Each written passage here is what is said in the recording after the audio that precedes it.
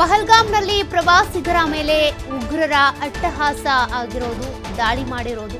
ಉಗ್ರರ ದಾಳಿಯನ್ನ ಖಂಡಿಸಿದ್ದಾರೆ ಸಚಿವ ಎಂಬಿ ಪಾಟೀಲ್ ಅವರು. ನಿನ್ನೆ ನಡೆದಂತ ಉಗ್ರರ ದಾಳಿ ಇದೊಂದು ಪೈಶಾಚಿಕ ಕೃತ್ಯ. ಉಗ್ರರನ್ನ ಮಟ್ಟ ಹಾಕಲೇಬೇಕು. ದಾಳಿಯಲ್ಲಿ ನಮ್ಮ ರಾಜ್ಯದವರು 2 ಮೃತಪಟ್ಟಿದ್ದಾರೆ. ಸರ್ಕಾರ ಎಲ್ಲಾ ರೀತಿಯ ಕಟ್ಟುನಿಟ್ಟಿನ ಕ್ರಮ ಕೈಗೊಂಡಿದೆ. ಇವರನ್ನ ಮಟ್ಟ ಹಾಕಲೇಬೇಕು. ಸಚಿವ ಸಂತೋಷ್ ಲಾಡ್ ಈಗಾಗಲೇ ಪಹಲ್ಗಾಮ್ಗೆ ಹೋಗಿದ್ದಾರೆ, ಮೃತದೇಹಗಳನ್ನ ಇಲ್ಲಿಗೆ ತರೋದಕ್ಕೆ ಅಂತ. ರಾಜ್ಯದವರು ಯಾರ್ಯಾರಿದ್ದಾರೆ ಅಂತ ಮಾಹಿತಿ ಪಡ್ಕೊಳ್ತಾ ಇದ್ದೀನಿ ಅಂತ ಪ್ರತಿಕ್ರಿಯೆ ಕೊಟ್ಟಿರೋದು. ಎಲ್ಲರನ್ನೂ ರಕ್ಷಿಸಿ ಸುರಕ್ಷಿತವಾಗಿ ಕರೆ ತರ್ತೀವಿ ಎನ್ನುವಂಥ ಭರವಸೆಯನ್ನ ಕೊಟ್ಟಿದ್ದಾರೆ ಎಂಬಿ ಪಾಟೀಲ್. ಕಾಶ್ಮೀರದಲ್ಲಿ ಕೆಲ ಭದ್ರತಾ ಪಡೆಗಳನ್ನ ಈಗಾಗಲೇ ನಿಯೋಜಿಸಲಾಗಿದೆ ಅಂತ ಮಾಹಿತಿ ಕೊಟ್ಟಿರೋದು.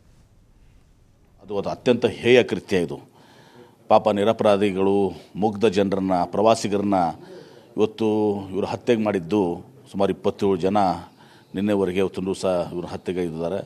ಇದೊಂದು ಅತ್ಯಂತ ಹೇಡಿತನದ ಕೃತ್ಯ. ಅದು ಇಂಥವ್ರನ್ನ ಇವತ್ತೊಂದು ದಿವಸ ನಾವು ಗುಂಡಿಟ್ಕೊಳ್ಬೇಕು. ಇವತ್ತವ್ರನ್ನ ಇವರು ಉಗ್ರರು, ಇದರಲ್ಲಿ 2 ಮಾತಿಲ್ಲ. ಇವತ್ತು ನಾವು ಎಲ್ಲೋ ಒಂದು ಕಡೆ ನಾವು ಈ ಫೋರ್ಸಸ್ಸನ್ನು ಹಿಂದೆ ಪಡ್ಕೊಂಡು ಈಗ ಶಾಂತ ಆಗಿದೆ.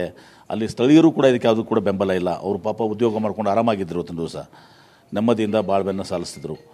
ಈ ಉಗ್ರಗಳು ಏನು ಮಾಡಿದಾರಲ್ಲ, ಇವ್ರ ಮೇಲೆ ಇವತ್ತೊಂದು ದಿವಸ ನಾವು ಇನ್ನೂ ಹೆಚ್ಚಿನ ಫೋರ್ಸಸ್ಸಲ್ಲೆಲ್ಲ ಹಾಕಿ ಇವರು ಎಲ್ಲಿ ಅಡುಗೆ ತಾಣಗಳಿದ್ದಾವೆ, ಎಲ್ಲಿಂದ ಇವರು ಇನ್ಫಿಲ್ಟ್ರೇಟ್ ಆಗ್ತಾರೆ, ಬೇರೆ ದೇಶಗಳು ಬರ್ತಿದ್ದಾರೆ, ಅದೆಲ್ಲವನ್ನು ಪತ್ತೆ ಹಚ್ಚಿ ಇಂಥವ್ರನ್ನ ನಾವು ಅವ್ರ ಮೇಲೆ ನಾವು ಹತ್ತಿಕ್ಕುವಂಥ ಕೆಲಸ ಆಗಬೇಕು.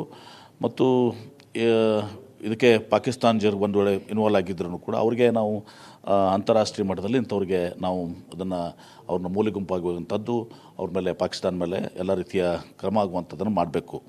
ಭದ್ರತಾ ವೈಫಲ್ಯ ಆಗಿದೆ. ಭದ್ರತಾ ವೈಫಲ್ಯಕ್ಕಿಂತ ಜಾಸ್ತಿ ಏನಾಗಿದೆ ಇವತ್ತು, ಅದು ಟೂರಿಸ್ಟ್ ಇದು ಅಲ್ಲೇನಾಗಿದೆ, ಮರಳಿ ಶಾಂತತೆಗೆ ಬರ್ತಾ ಇದೆ ಕಾಶ್ಮೀರ ಅಂತೇಳಿ ಸ್ವಲ್ಪ ಫೋರ್ಸಸನ್ನು ಕಡಿಮೆ ಮಾಡಿದ್ದಾರೆ.